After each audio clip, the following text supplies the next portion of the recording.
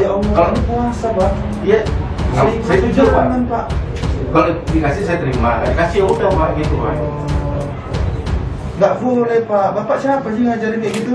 Sana ada yang main-main. Kalau masih ada yang main-main, saya gigit sendiri lewat cara saya.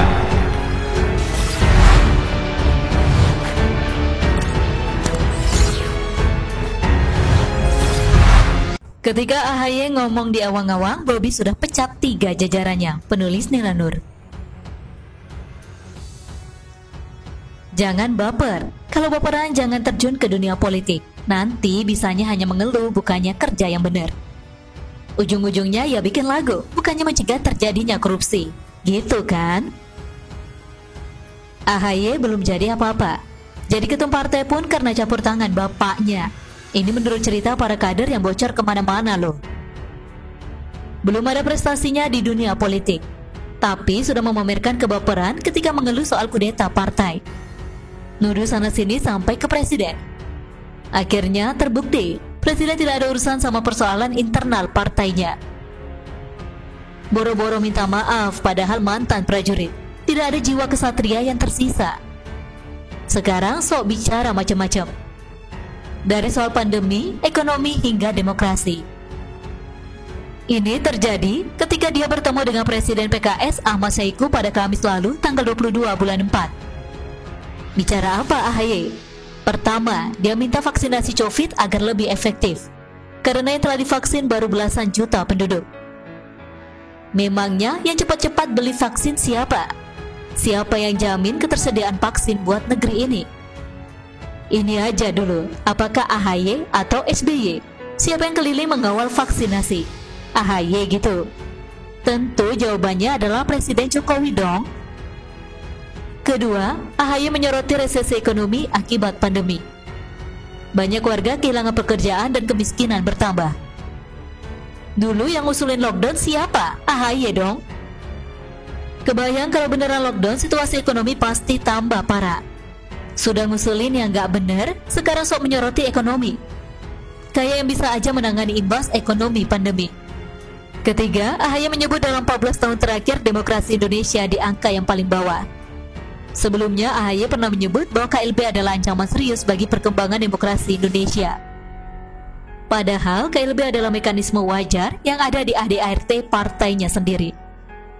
Pengangkatan AHY jadi ketum pun dinilai tidak demokratis oleh sebagian kader Demokrat pro KLB. Jadi yang bikin demokrasi menurun itu siapa? Yang diomongkan menohok ke diri sendiri, yaitu semua hanya bisa diomongkan di awang-awang, tanpa pernah dikerjakan sendiri. Bisa apa AHY menangani pandemi, menangani ekonomi, menangani korupsi? Susah kan menjawabnya? Makanya berkarirlah di dunia politik dari bawah. Ini kan aneh ya. Ikut pilkada langsung mau jadi gubernur dan gagal. Gak mau lagi ikut pilkada, tapi ikut pileg pun tidak juga. Langsung jadi ketum dengan baliho besar-besar di mana-mana, saingan sama baliho imam besar. Tapi ya itu, hanya bisa bicara di awang-awang. Kali ini saya ajukan Bobi Nasution sebagai pembanding. Warga Medan sudah memilihnya jadi wali kota Medan. Tentu dengan harapan jangan mengikuti langkah pendahulunya yang kena kasus korupsi. Wali kota Bobi pun membuktikan komitmennya terhadap penanganan pandemi COVID maupun pencegahan korupsi. Tidak tanggung-tanggung, sekali gebrak ada 3 jajarannya yang dia pecat. Pertama, Kepala Dinas Kesehatan Kota Medan Edwin Effendi, karena dinilai tidak dapat bekerja sesuai target program utama. Saya sudah ingatkan berkali-kali soal COVID-19 ini, dan telah jadi program utama kita untuk segera diselesaikan. Sejak awal-awal saya dilantik, masalah kesehatan juga sudah jadi persoalan yang menumpuk, kata Bobi. Sebelumnya ada persoalan terkait kesehatan yang mengemuka, seperti terlambatnya pembayaran insentif tenaga kesehatan RSUD Dr. Pringadi Medan dan terjadinya kerumunan di Kesawan City Walk, serta jam operasional yang melebihi ketentuan. Sehingga pemecatan ini pun terasa wajar dan profesional. Kedua, terkait adanya pungli atau pungutan liar di Kelurahan Sidorame Timur berdasarkan laporan masyarakat. Lalu Bobi mengadakan sidak dan memecat Lurah Sidorame Timur, Hermanto dan Kepala Seksi Pembangunan Dinas Simanjuntak. Masyarakat sudah susah kok dimintai uang lagi, Pak. Bahaya loh ini. Saya tidak suka kalau begini caranya, kata Bobi kepada sang lurah, dilansir kompas.com. Lurah Hermanto yang sempat membantah kemudian disuguhi rekaman video oleh Bobi. Dalam rekaman tersebut terlihat seorang warga yang ingin mengurus sesuatu dipersulit dan dimintai sejumlah uang. Bapak tidak ada pungli, tidak ngaku. Ini saya ada rekamannya. Kita buka video dan rekaman suara. Jelas suara ibu juga ada. Kok bilang jangan mau diatur masyarakat? Jadi siapa lagi yang mengatur kita kalau bukan masyarakat? Kita akan bekerja untuk melayani, jangan malah dikutip uang begitu. Walau bahasanya seikhlas hati itu tidak benar, ucap Bobi. Mantap dah, beda dengan yang menyebut anak buahnya korupsi karena kebutuhan hidup, di mana itu ya?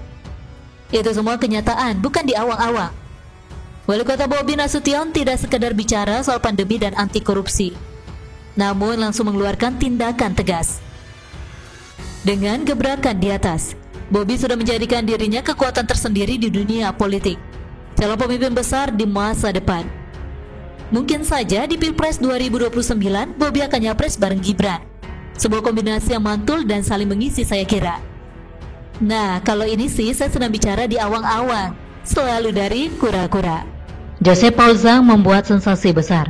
Hanya dengan satu video dia berhasil membuat banyak orang marah besar. Polisi sedang memburunya dan berusaha memulangkannya. Kabarnya dia sekarang ada di Jerman. Bahkan dia bukannya kapok, tapi terus membuat pernyataan yang kontroversial dan terkesan menantang pemerintah. Cobalah kalian pikir, apakah Joseph berani mengatakan seperti itu secara membabi buta? Kalau saya lihat, dia paham dengan resikonya dan bisa jadi sudah memikirkan ini dengan matang sebelum membuat sensasi. Banyak faktor, entah itu karena dia yakin tak akan tertangkap karena di luar negeri, atau mungkin ada pihak lain yang mendukungnya dari belakang. Orang ini mirip dengan Veronica Koman dan Benny Wenda. Sama-sama ada di luar negeri dan berani membuat kekacauan. Sama-sama bikin pernyataan yang memancing emosi. Kebetulan saja Joseph menyenggol soal agama. Yang jelas mereka ini bukan habis bangun tidur lalu teriak tak jelas. Mereka paham apa yang mereka ucapkan dan sadar dengan resikonya. Kalian pasti sudah paham kalau ada orang membuat resah tapi posisi sedang di luar negeri. Kalian pasti sudah paham maksudnya. Coba kita balik, kalau mereka ada di Indonesia, yakin mereka bakal berani ngomong seperti itu? Mereka tak lebih dari pengecut yang hanya berani di luar kandang. Itu komentar sekilas dari saya tentang Joseph. Kita serahkan saja penanganan kasus ini kepada kepolisian. Yang penting kita jangan sampai terpancing emosi. Ini memang ada upaya untuk bikin gaduh di negara ini. Mereka ada di luar negeri, ributnya malah di sini merusak negara sendiri. Ini memang tujuan mereka untuk mengobrak-abrik negara ini.